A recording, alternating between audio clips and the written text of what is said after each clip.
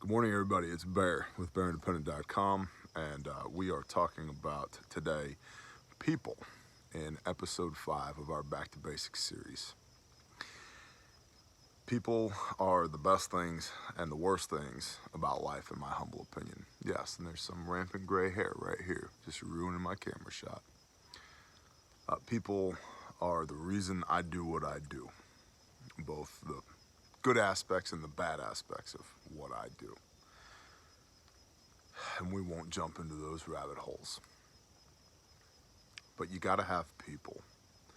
We openly reject the lone wolf concept here, because if you live by yourself in this and you turn your ankle while you're out hiking around trying to pick berries so you don't starve to death in apocalyptic end times, you are now a casualty.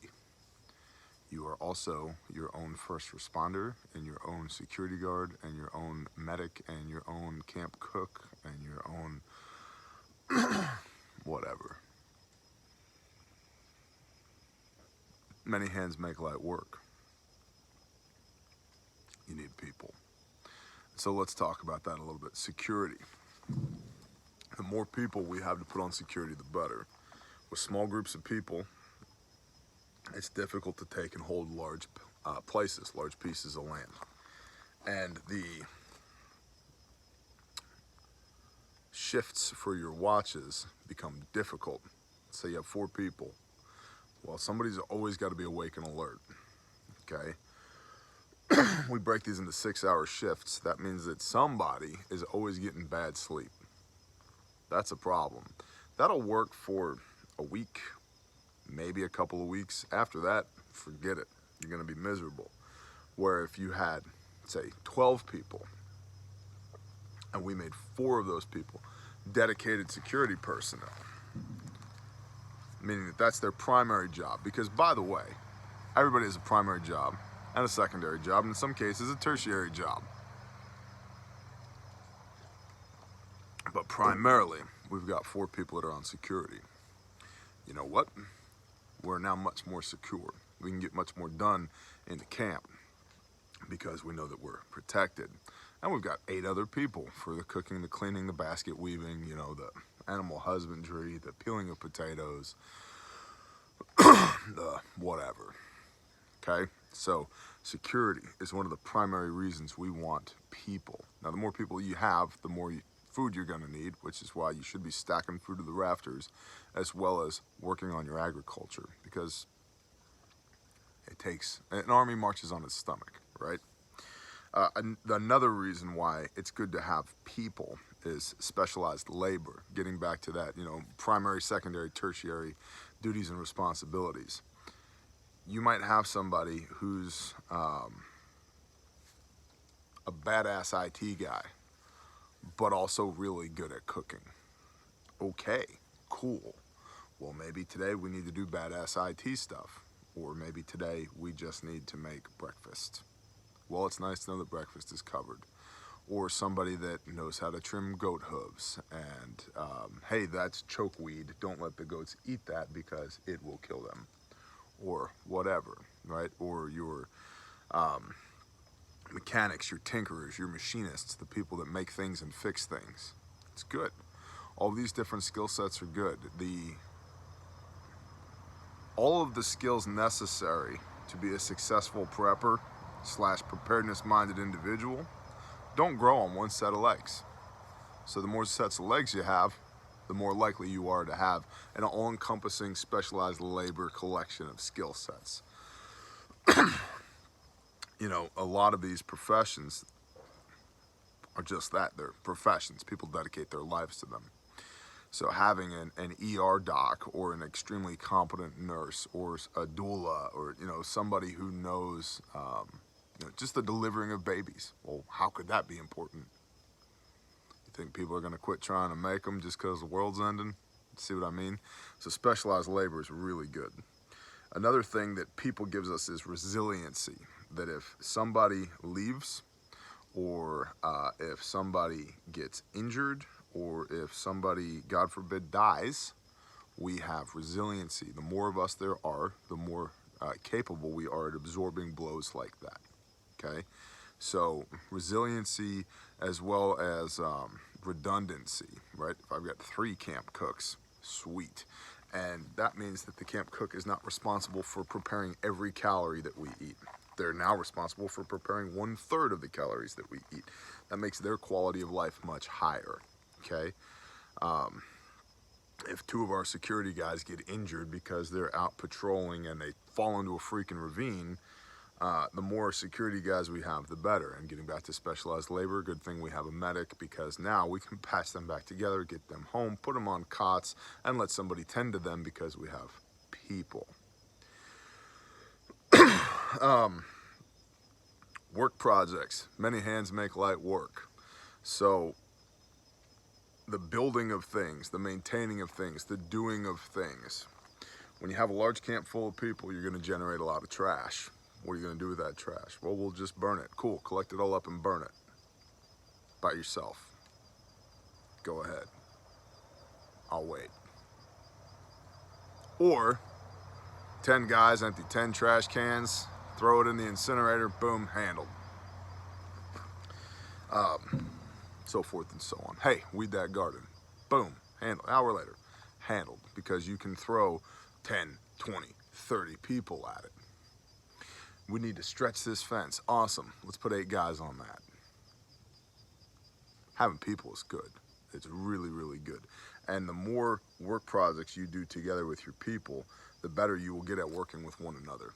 And you'll learn everybody's little ticks, how they do things. You get to see people perhaps underhydrated and overworked. And you get glimpses into people's behavior.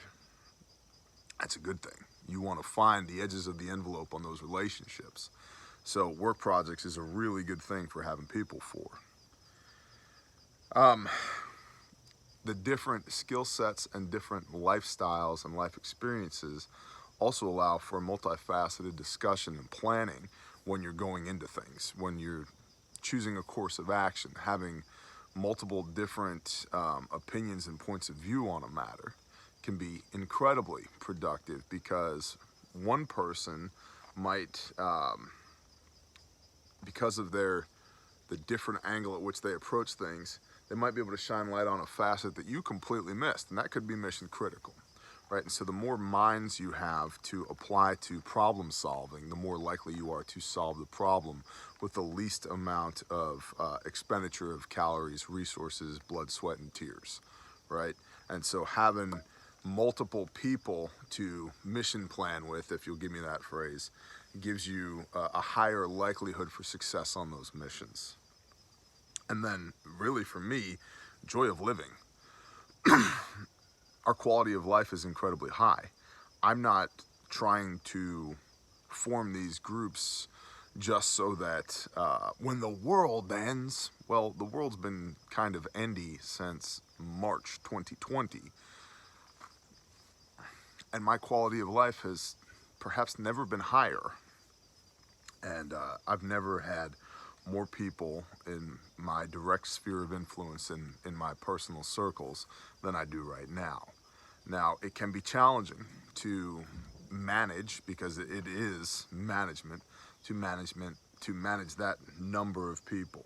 However, when you point that number of people towards things like work projects, Bible study, fervent prayer, construction projects, business, ministry, it is the most incredible thing to see that many people working in unison of one accord. And it brings me great joy and fulfillment to have a couple dozen people at an impromptu Bible study. That's awesome. It gives me great joy to watch dozens of people line up to get some lunch so that we can all sit together and fellowship in the middle of the day that has already been spent feeding the animals, planting the row crops, doing construction projects for brothers and sisters, running fence, instruction at the range, yada, yada, yada, yada. And so this whole idea of having people and trying to spend as much time in unison as possible gives us a wonderful quality of life. And because we're doing it now, before the world gets super endy, frankly, it gives us a distinct advantage against everybody else that is just thinking that they will do this when times get hard. Well, you're missing a real blessing by not doing it now. And I realize not everybody can buy plots of land adjacent to one another and commit to live their lives in covenant with one another like we have here. However, that doesn't mean that you shouldn't be spending time, as much time as you can, with the important people in your life and building as much context with them now as you can. And so I would encourage you strongly to do that. We want people. People are the normalcy that we are trying to perpetuate through our preparedness. So be thinking about what people you're going to bring on board. And I'll leave you with this tip. Please do not recruit people. And the reason I say that is I've had very poor luck with that. I have tried in the past to recruit people into our groups that had the skill sets that I wanted, but didn't have the mindset and the heart set. And it did not work because their level of buy-in was significantly lower than mine. So we were out of balance. And so my expectations versus their reality were two very separate things, and it created a lot of friction. So I would encourage you to find people who want to be there and then identify their giftings, their talents, their delights, and then pour into those. If you have somebody who's a very good shooter, the group should send that one shooter to go see Rex and take a long-range course. And then that person brings that back and teaches it to the rest of the group. If you have somebody who's essentially your medic, that person should go to the TCCC class at bearindependent.com and go to the class and then come back and bring that back to the group. If you have somebody who's your agricultural person, that person should go spend a week at Polyface Farms with Joel Salatin and learn there and then bring that back to the group. Not somebody that has their doctorate in agriculture that's going to tell everybody what they need to do, but they don't really want to be there. Or some guy, I was a Marine Corps sniper for 17 years. Yeah, but you got a drinking problem and a bad attitude, and we don't really want you here. See what I mean? So find the right people and then encourage the giftings and talents and abilities that they already have, rather than trying to recruit the skill sets, which will then create the opportunity for people that you don't want in your group to be in your group, because the only reason you brought them in is because of what they can do, not because of who they are. Find good people and then build them up, rather than finding bad people that have the skills that you want. That has not worked out for me. Recruiting on skill set has not worked out for me. When I started recruiting on heart set and mindset, my life changed for the better. So I would strongly encourage you in that. And with that, thank you all for being here. I'd love to know down in the comments your thoughts on people. And please like, subscribe, and share. If you're new here, you can ring that little bell icon. And as always, shout out to the patrons. We love you, boys and girls. We appreciate you deeply. And if you'd like to check us out on Patreon, you can click the little baby bear. Shalom.